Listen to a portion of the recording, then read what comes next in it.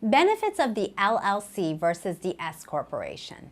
Historically, the S Corporation has been a very popular form of business structure for the small business owner. In recent years, however, the LLC has grown in popularity. Here's why.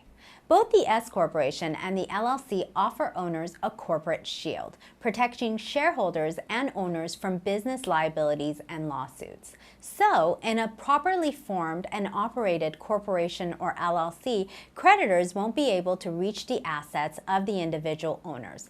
Except for a few small exceptions, creditor recovery is limited to the assets of the corporation or the LLC, not the assets of the individual owners. In an S Corporation, there are strict limitations placed on who can own an S Corporation and how many shareholders an S Corporation can have. In an LLC, however, ownership is much more flexible. Any of the following can be an owner in an LLC: an individual, a partnership, a limited partnership, a trust, an estate, an association, a corporation, or another LLC, whether foreign or domestic. The LLC, a pass-through entity. Both the S Corporation and the LLC are considered pass-through entities by the IRS.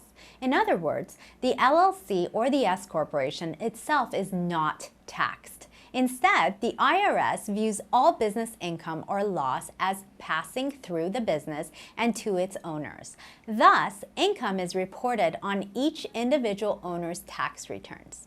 In an S Corp, the IRS taxes each owner based on his percentage of ownership multiplied by the corporation's net taxable income.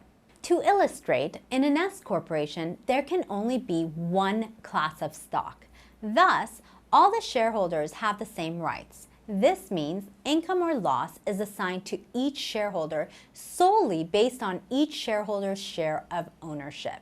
So, if our S Corporation earns $100,000 in net taxable income, and I own 80% of the S Corporation, and you own 20%, I'm taxed on $80,000 of income, and you're taxed on $20,000, even if we never withdrew a penny out of the corporate bank account.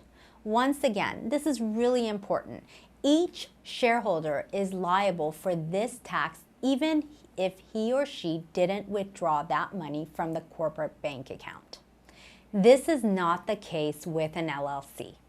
In an LLC, tax liability is not required to be the same as percentage of ownership. To illustrate, in an LLC, it's okay to have different classes of ownership. So, income and loss can be allocated disproportionately to ownership. This means that an owner's tax liability is not required to be tied to his or her percentage of ownership. So, for example, our LLC earns $100,000 in net taxable income. I own 80%, you own 20%, but I withdrew $60,000 and you only withdrew $40,000 pursuant to our agreement. I'm taxed only on that $60,000. You're taxed only on $40,000. In other words, although I own 80%, my share of income taxes is not required to be 80% of the net taxable income, or $80,000. My share of income may be different from my share of ownership. Starting a business is a big step, and selecting a business structure will have an impact on your tax liability. Talk to your accountant or to your attorney to determine whether the LLC is the right business structure for you. And when you're ready, call us at CorpNet and we'll form your LLC for you. We'll do it fast, we'll do it right, or your money back.